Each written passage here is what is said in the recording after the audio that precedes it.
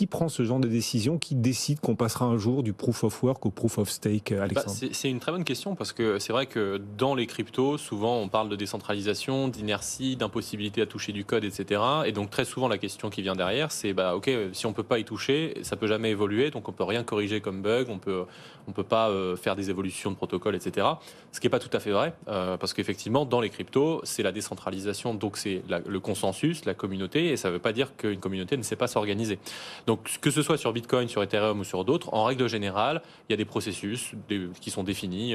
Donc pour Bitcoin, c'est les fameux BIP, Bitcoin Improvement Proposal. Pour l'Ethereum, c'est pareil, c'est les EIP. Et en fait, ça permet de suivre un process quand on veut proposer une amélioration du protocole. Donc on va proposer quelque chose, la communauté va le revoir, va dire oui c'est bien, non c'est pas bien, est-ce qu'on l'améliorerait pas de cette façon-là. Et il y a des discussions qui sont très ouvertes. Et c'est ce qui fait que des gens complètement inconnus peuvent venir proposer quelque chose et d'un seul coup avoir la lumière sur eux parce qu'ils ont une idée formidable que d'autres n'avaient pas. Pour le proof of stake, cette idée, en fait, elle date pas d'hier, puisque Vitalik Buterin, dès le début, nous disait, en fait, le proof of work, c'est une étape, mais le proof of stake est vraiment ce qu'on vise au débat.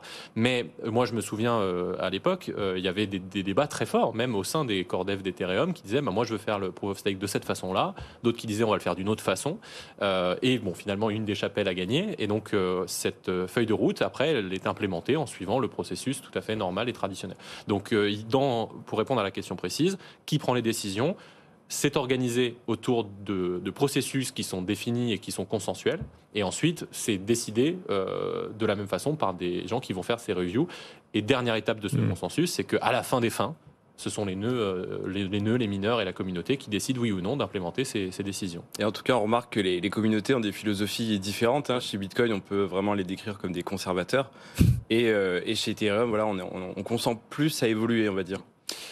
Ce qui est bien ou mal. On peut même être un peu plus granulaire parce qu'on a ces mêmes querelles ont existé sur Bitcoin. Bitcoin a eu des forks, Cash, Diamant, SV, machin. Donc il y en a eu plein et qui souvent, même si c'est perçu comme une perte de valeur parce que la communauté se scinde en deux, en réalité, en règle générale, le marché le perçoit comme une clarification.